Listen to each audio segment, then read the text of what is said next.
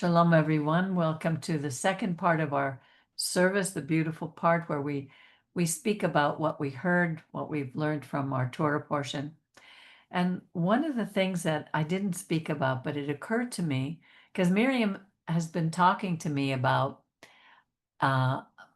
people she's been listening to who say that they have died and they were resurrected. Not resurrected. They came back from or near-death experiences. near-death experiences, exactly like what happened to Rabbi and other people. And then I was thinking about what it said here. Let me just find it again, because we read about, hold on. Let no one be found among you who is a fortune teller, an astrologer, a psychic, and a chanter, one who casts spells, one who consults ghosts or familiar spirits, one who consults the dead. These are an abomination to God. So if Yeshua died, we believe he was a man, a rabbi, who died.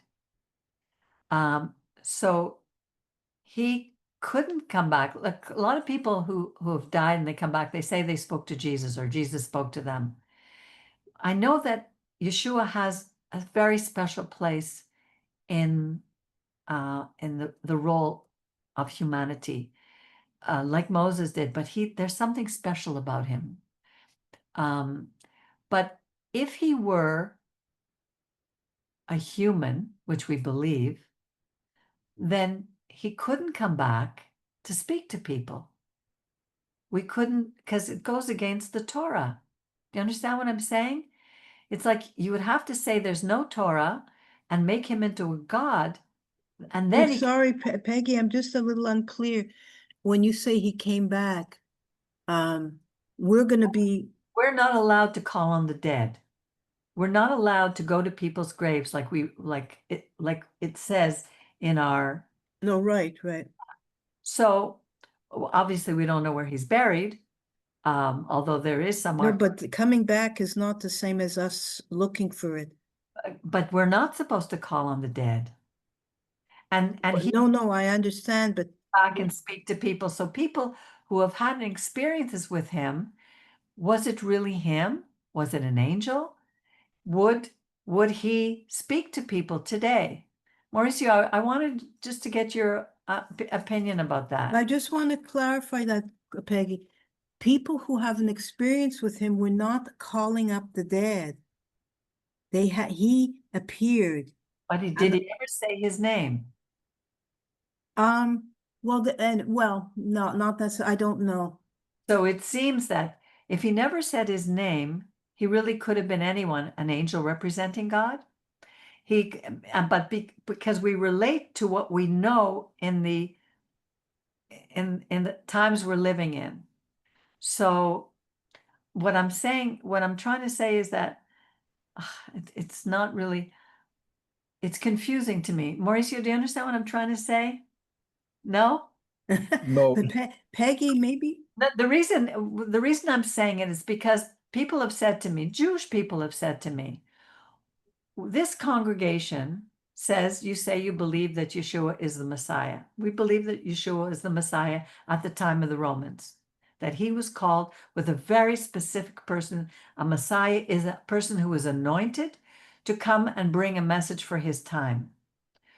What we're saying is we don't believe he's God. We don't believe in a Trinity. We don't believe that we don't know if he's coming back. We don't know. But so this guy said to me, well, if Yeshua is such a stumbling stone and you just believe in the 10 commandments, you don't believe in, you don't want to, you teach that you shouldn't follow false prophets, and that they say Yeshua is a false prophet, why would you even talk about him? Why don't you just say that you're a Shomer Torah congregation and you just teach the 10 commandments? What does Yeshua have to do with your community? He keeps people away. So when I read about these false prophets who people say Yeshua was a false prophet, why do we even talk about him? Okay. let me understand what you're saying. So the point is that we are in the middle, okay, of Yeshua. Okay, and so the main point is Yeshua is a false prophet or not? Is that the question? Well, it's more than that. It's because Miriam has been telling me a lot of stories about how people say, and I've heard others say that they have come to know God because of Yeshua.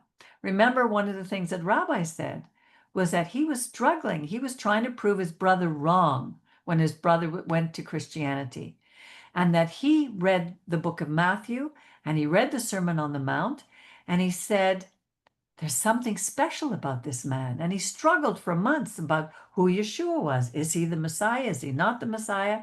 And he went into his room and he said something happened to him. It was like a light in his room. He was like, he felt his heart was pierced and he just knew that Yeshua was the Messiah. Same thing happened to me. I was told, if you just pray and you ask Jesus to come into your heart, your whole life will change. And the next day, I couldn't stop. All I wanted to do was to read the Bible. But did Yeshua have something to do with this? Is it God? Who is Yeshua for us in this community? And I think if I asked everybody here, they would all see him in a different way. How do you see Yeshua? I look at him like a messenger, okay, who bring the message to return back to Torah. Right, at Okay. this time, but he's not alive now. No, he's not alive now. Well, it depends. Moshe is alive right now. So is We are our reading about him. right, So exactly. it's the same with our rabbi and with Yeshua. Right. They are alive today. Right. But We don't call but them. physically, no. Well, you We're not. know, sometimes I talk with Moses, okay, Yes, that's it. because I start when I read many things, I start to complain with Moses and say, why you did that? For example, it's not that I calling Moses to worship him. No, No, it's it's like an internal dialogue. it's not like King Saul did with Samuel when he went to a witch, Yeah, call him from the dead. yeah. Same thing. But you know the point is that it's very clear that when you are already dead, is your soul return back to God. And that's it. So there's no communication between living person and dead person, honestly. It's just that God sometimes allows you to have some sparks of divine. Right. But honestly, if I can tell you honestly, I wouldn't call Yeshua, for example, from dead, or Moses from dead, or Abraham. No, that is not my way of thinking. Um, but I cannot say they are already dead.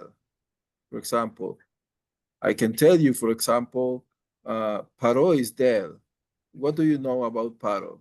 What did he eat? What did he made for people? We exactly don't know who built this and who built that. Okay, so so the point is, by the fruits. Remember that Yeshua said that we know the prophet. There is two different things. One is the message, and the other thing is the messenger. Okay. Sometimes God use very bad messengers to give us a message. Like Bilam. Example, Bilam, exactly. Or Cyrus, for example. Cyrus of Persia was, God said, my servant. And who was this guy? This guy was a terrible king. Okay. So so the one thing is the messenger and the other thing is the message. Okay. And sometimes there are people who stand up with very good message, with very good appearance, sorry, but the message is false. Okay. The point is that in Yeshua, I think there are so many things that he supposedly said that he never said. Okay. As well as Rav Shaul. Okay. As they would go against the Torah, which these men would not. Yeah. For example, Yeshua never wrote nothing that at least we know. Right. Okay. In the first Besorah started to be written after 70 years. Okay. Other things happen. So not even his Talmidim wrote something. Right. Were the Talmidim of the Talmidim of the Talmidim of Yeshua. Right. So there is something between that probably someone could understand, okay, and especially when they were not written, not all were written in Hebrew, okay. So that's why I think that Yeshua needs to be read in the eyes of the Torah. Okay. So probably we could understand if the message was corrupted, okay, or not.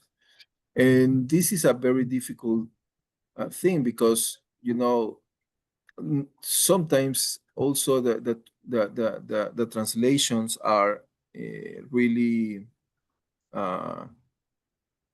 not really bad, but I think that some languages have different meanings for the same thing. So so the for me, Yeshua is not a false prophet.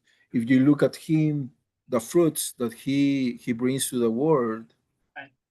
Well, he sparkled the Torah around the whole world. And today, I don't know how many percent of the humanity knows Torah.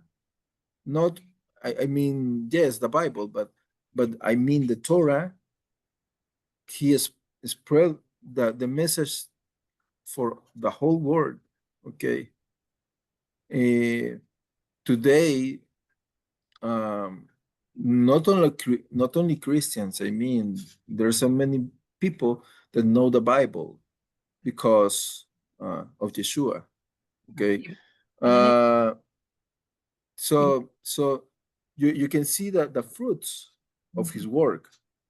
So the fruit is that he probably, yes, people understood very bad many things of what he said, but the point is the fruits of his message are very clear. Okay, the kingdom of God is here. Okay, between all humanity. Okay, God is not so far. Israel has a role in the world.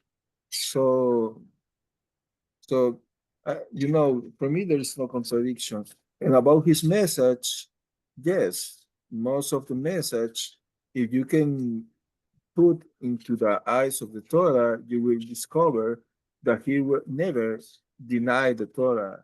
He never said, I am better than Moses. No, that is something that happened later. Okay. So his life most probably was a living example of what we can follow, because he lived the Torah, and that's what God wants from us, is to live. And he never said, I am perfect. No. Okay.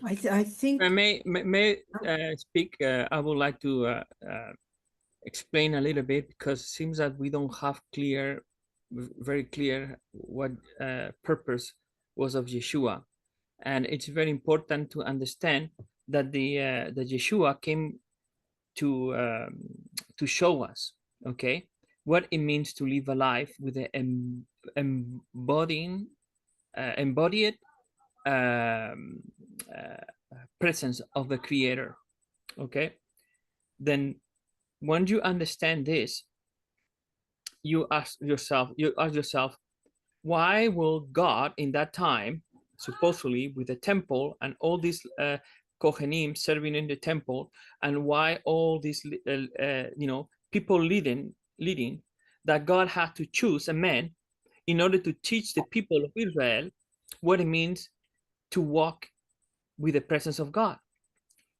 Then you realize that the only purpose is that God wanted to bring his people back to God, because the people, okay, fell like other nations and other religions, following following astray from the real purpose of at the beginning when religion was created. Okay, is to discover God, to discover spirit, to discover something that goes beyond this physical world, something that it's beyond what you see, what you hear, what you touch, what you feel. And that is spirit, the true essence of God.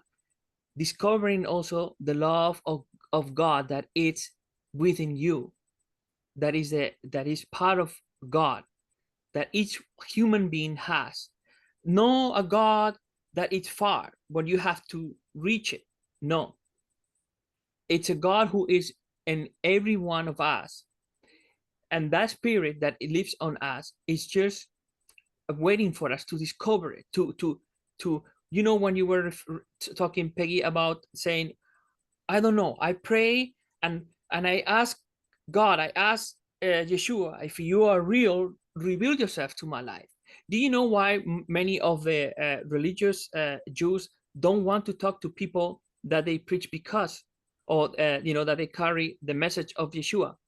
And this is the message: because from the moment that they stop thinking with their minds and all that they have been taught, okay, through doctrines, through rules, through fear, from the moment that they stop thinking to all that they have in their minds and they start listening to their hearts, it's when the connection established.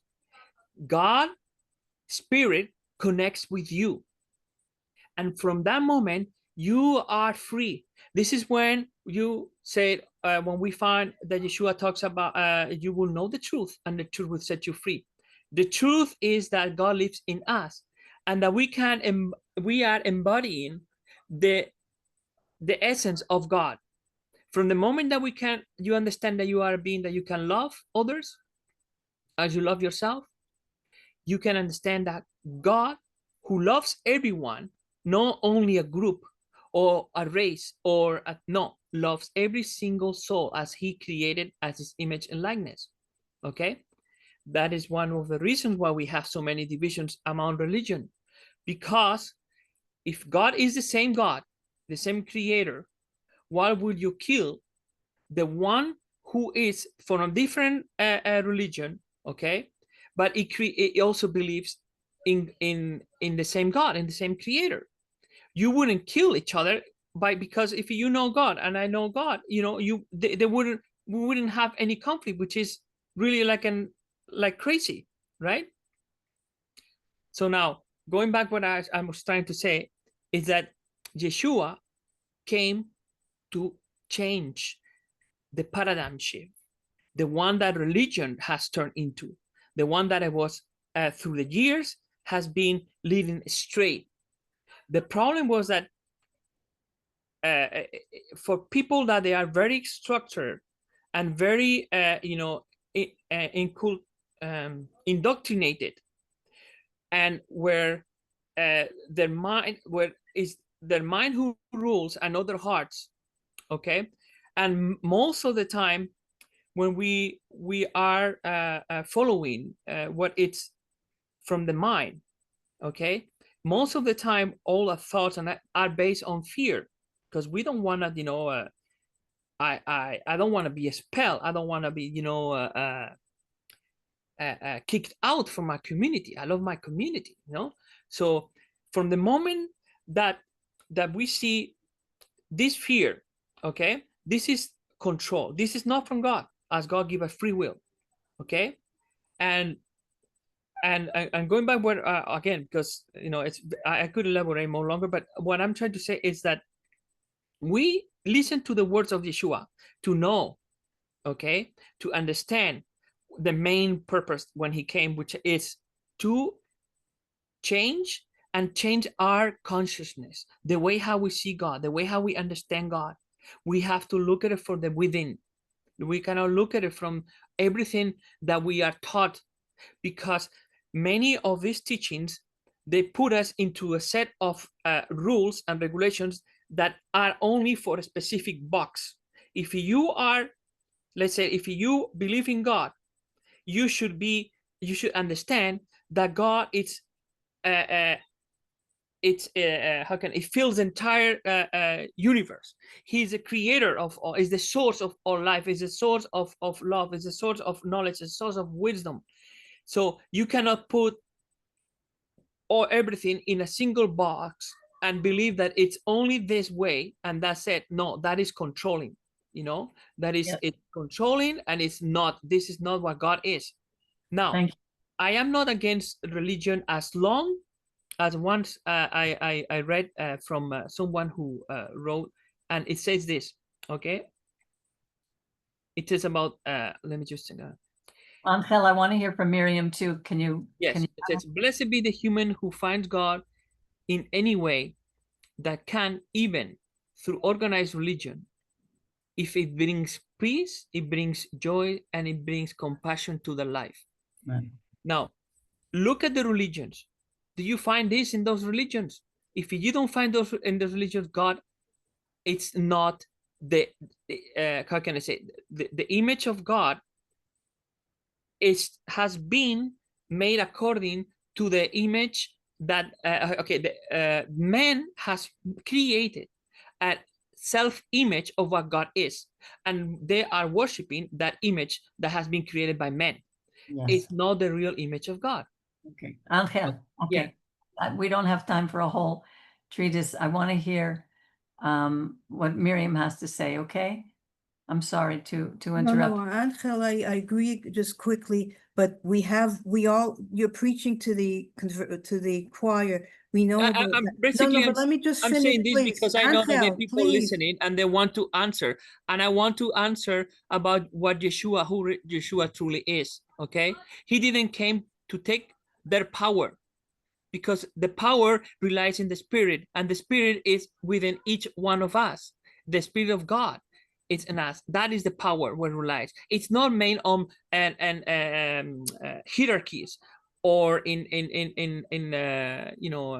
But we know that, Angel. bloodline. Oh no, you know what You're I mean? speaking to those of us who know that. Anyone who really has a relationship with God knows that. Yes. Sorry, I don't want to cut you off. I agree with what you're saying. I just want to say, just to clarify what's been going on in my head.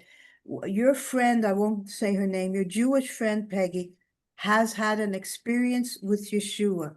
Mm-hmm. Now, when you asked about C.S. Lewis's wife, Joy, she was an atheist, a passionate atheist, and a passionate communist, an intellectual, brilliant, didn't think about God. One day, Yeshua came and sat down with her at the table in the lowest point in her life. She was going through a horrible time. Now, she didn't know it was Yeshua, because I'm remembering, Peggy, in answer to the question.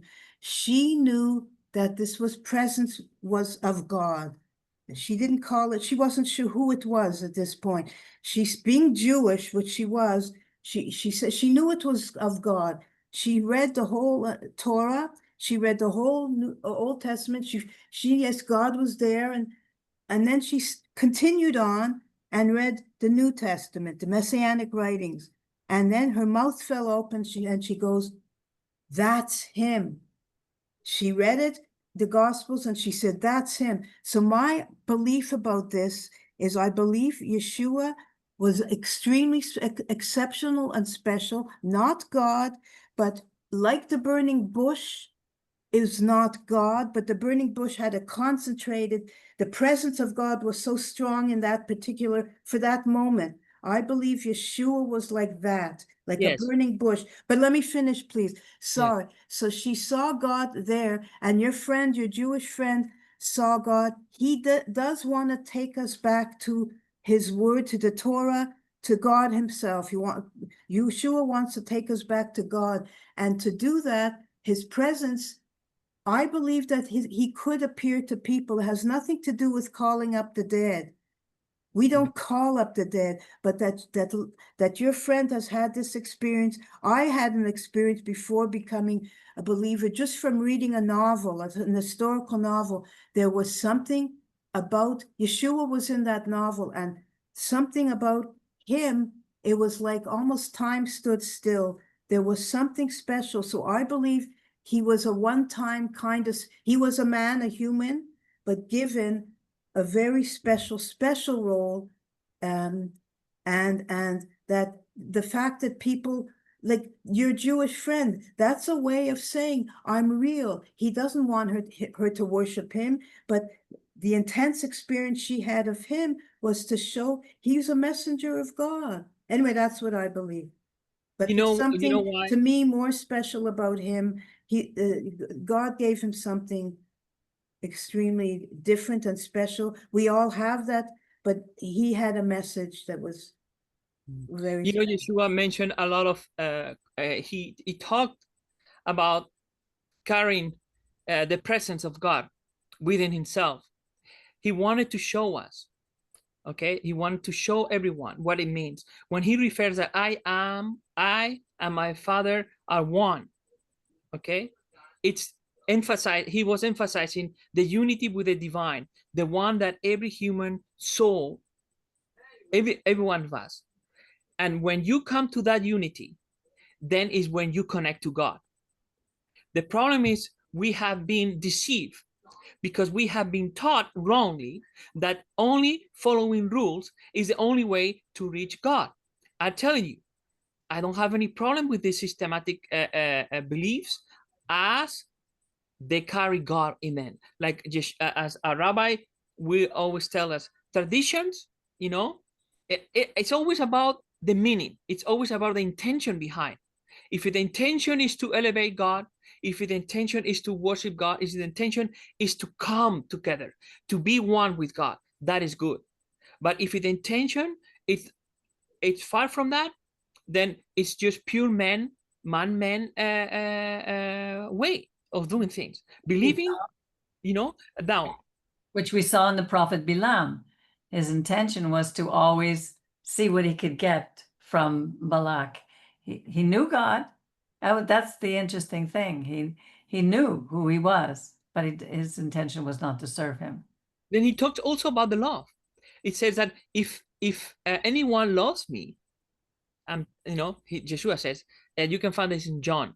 Okay, if anyone loves me, he will keep my word. My Father will love him, and he will come to him and make our home with him. So how can you interpret that? He was talking in a language that he understood perfectly. When you are in this, we are talking in a quantum level. We are talking now like we are going into let me tell you what. We're going to the place where you're saying that Yeshua was supernatural.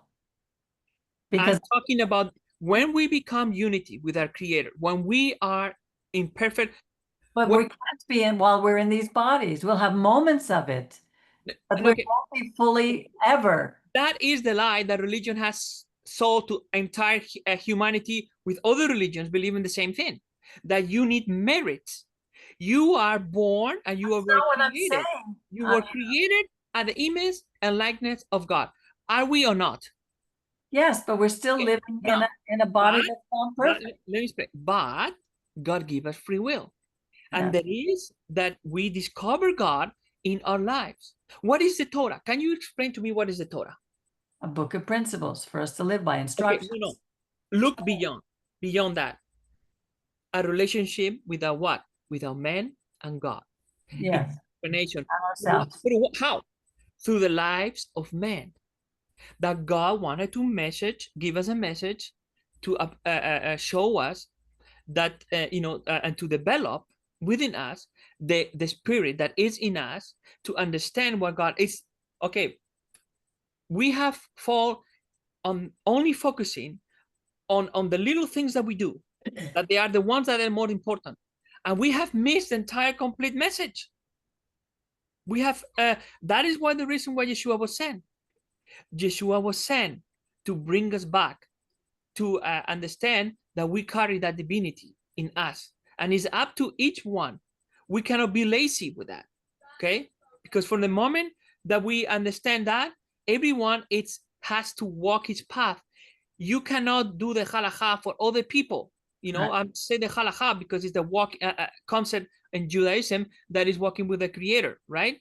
And Right. walking with the Creator in Judaism is, well, keeping this, keeping that, which is good accordingly if you are doing the main important things, which is, kindness, love of yourself, and love of your neighbor, no matter what, and all this.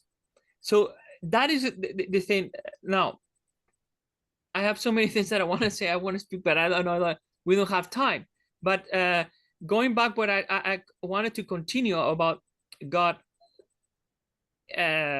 Yes, about that God is not. We cannot put God in a box, and we have they call it anthropomorphize God. But the spirit is not in a box that you understand of your understanding. It's a quantum. It's a pure love. It's a form of energy, that you can move universes. Yeah, but the spirit right now does live in our box. This is a physical box. It's made of dust. It's not eternal. That's what gives us struggles. That's what makes us strive and try to be better, but we will never be perfect in this body. It is a box. You're talking about the box of religion or the box of the body? It's because of it. Remember what? Okay, if we look at this, it's better to work. Okay, I read this. Was fascinating. I don't remember exactly word by word, but the idea was this: why would you think that God will create us to live in a life here where we come with nothing? Okay, we work for everything, and we have to live after with nothing. Is it just a life that doesn't have any purpose? Is this a life that it's deeper. It's about the soul. It's about the spirit. It's about knowing thyself. It's about reconnecting with God. And that is what we have. We carry all that. And we are in this life carrying this, and our mind and our conscience and our spirit are separate. When you pray and you ask in the spirit, you are telling the spirit with your mind, you're telling the spirit, if you are true, Yeshua, if you're God, spirit, show me. From the moment that you say that, you are opening. You are open. Now the spirit flows. And it says, you want to learn? Yeah. I'll teach you and I will guide you. And not only that, it will be like Yeshua said. Okay? Yeshua said that. So are you saying that because you have this understanding, have you achieved it yourself? Are you there personally? I got to a moment, and this is one of the reasons why I want to have talk to you later, because it's in life, once you realize this, okay, as Yeshua said, you will know the truth, and the truth will set you free. Right. You live in freedom. You live in the presence of God. I'm not saying that you are from morning to night, like this, because we have also created in our own minds what it means to be holy and what it means to be a human. That is, as long as we are in this body, in this physical body, okay, which there is, and in this world which exists in a duality. Why duality? Because there is free will. You can do whatever you want to do in your life with your life. You can waste it, or you can help others. You can be selfish, or you can. That is part of the development, and that part, it's that what I'm coming back, what I just said, the meaning of life is like, it's not, as I say, that you come here with nothing, you work for everything to gain everything, and then you leave without carrying back. No, what you win and you earn is what your soul, your spirit has learned through all this life. That experience never, the soul never, never, never loses that. You know what I mean?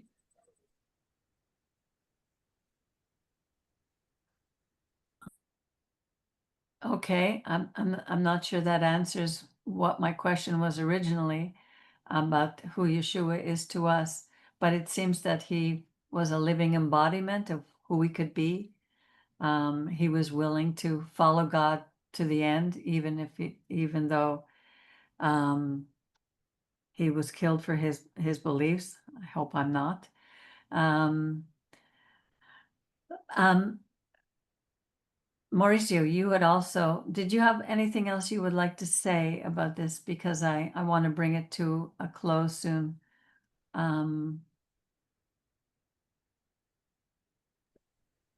Well, no, just to say that Yeshua, honestly, always will be the motive of division. He said that. Remember? A stumbling, Sorry, the what? He Okay. will be the what, motive Mauricio? of division, The what division? a motive to, Okay. yeah, Motive of division, yes. yeah, Because many persons look at him in different ways. right. And but sometimes it's need that, you know, not not just to look straight, but look the whole, uh, the you know, I always remember Rabbi used to say that you can see things from one perspective, but sometimes you need to go around the object. Uh, in this case, Yeshua, yes, he, there is no proof that he really existed. Okay. That's true. Uh, but we, as well, we never know if Moses existed. Okay. So it's not something archaeological, but the point is that the message is very clear. Okay. Come close to God. The kingdom of God is more close to you than you think. Okay. And that is the importance of his message. He never talked about himself as follow me. No, No, he always gave the glory to God. So he he he just wanted to say, uh, you know, I differs with person who really said that he was against the system of that time, because it's like his expression that when you find the treasure, remember, you go and you find a treasure, what you do, you buy the field, and you really enjoy the treasure. And in that idea for me is like an expression of himself, because he found God in the Torah. In honestly, I don't see that he wanted to spread around the whole world. He wanted to that Israel really understand his role, because if Israel make his role, then the world will change. that's Okay. that's the key right now. That's the key that our people and Israel needs to learn to come back to their role, and then that's what will stop the wars if we were to. Yeah. Yeah. Yeah. And the point is that it's very sad that people tries to understand that his role is not to be light, is to follow rules, as Angel mentioned. That is very sad because the Torah is not about following rules, it's not about reading the whole days or studying the whole day, 24 hours. Right. It's about to have a relationship, and the people around you look at you and gets life from you. That's it. Right. But we're still following the instructions that he gave us that lead us to order and not chaos. We still need structure. It's not like we're throwing out structure, but we're throwing out extra rules that God doesn't want us to add to his Torah. But it's more than rules. I agree with you, Yeah, Peggy and Mauricio. I always say this, but he gave us something so precious. He gave us a moral code for the whole world. Right. Like, this is like, you can't say, well, this is relative. People always say, well, it's relative. No, these were absolute rules, not rules, absolute principles that we are to live by. So it isn't rules. exactly. It's a moral code pushed into our heart. Even certain people come to that intuitively, who don't never opened up the Torah, but they know certain things are wrong. So that's what God gave to the whole world, Right. I believe. Exactly, which is beautiful. And we carry that. Because Each- about God's kingdom is within. It's exactly. not in temples or in rituals. It's within. Exactly. And It doesn't mean we can't have some rituals or traditions that yes, elevate God.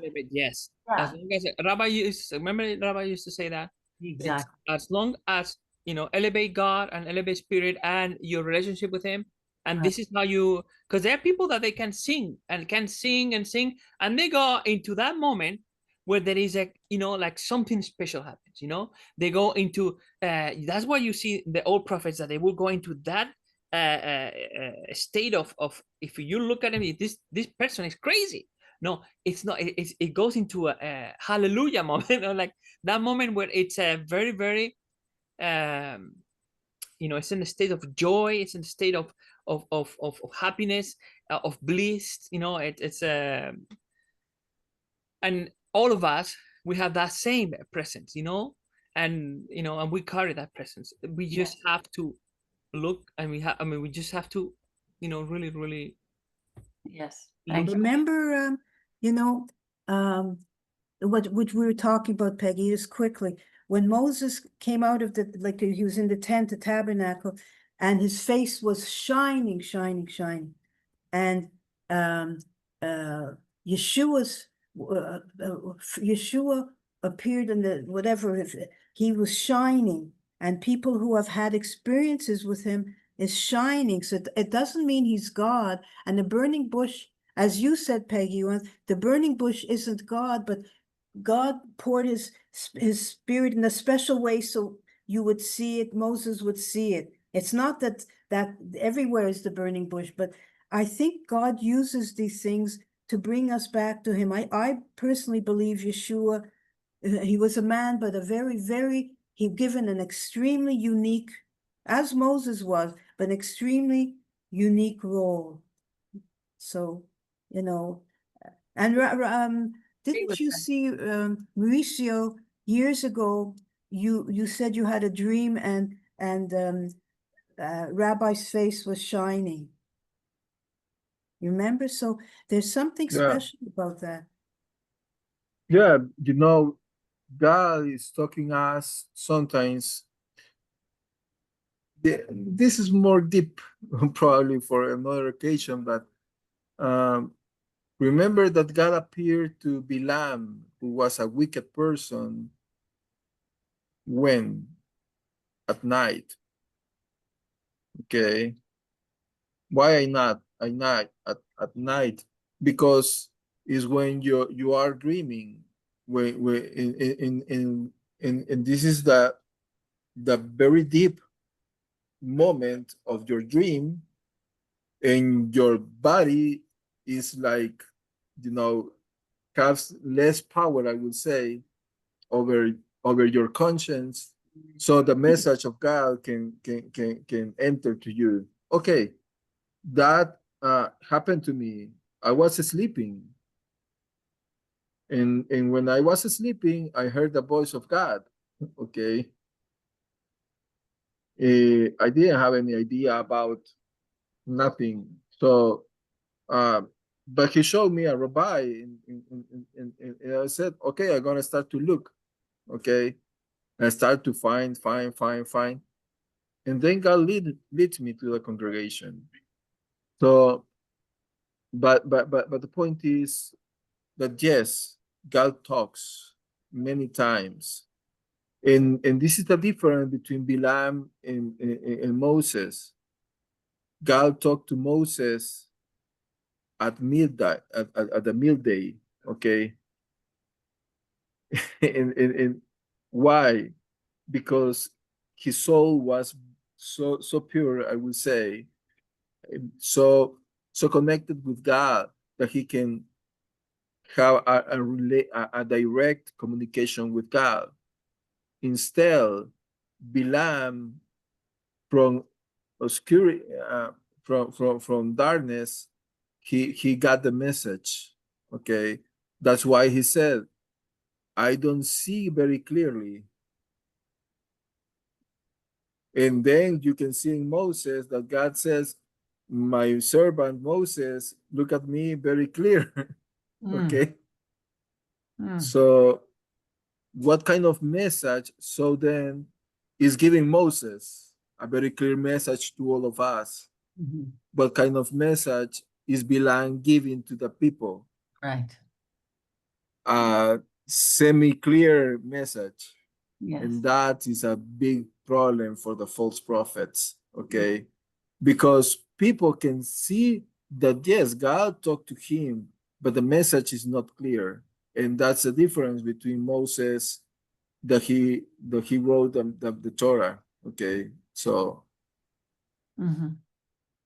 All right, well, let's finish our service for today. Thank you, everybody, for participating so much. And we look forward to enjoy the rest of your Shabbat. And we look forward to seeing you again next week. So I want to wish everybody a Shabbat Shalom. Shabbat shalom, everyone. shalom to everyone. Shabbat shalom.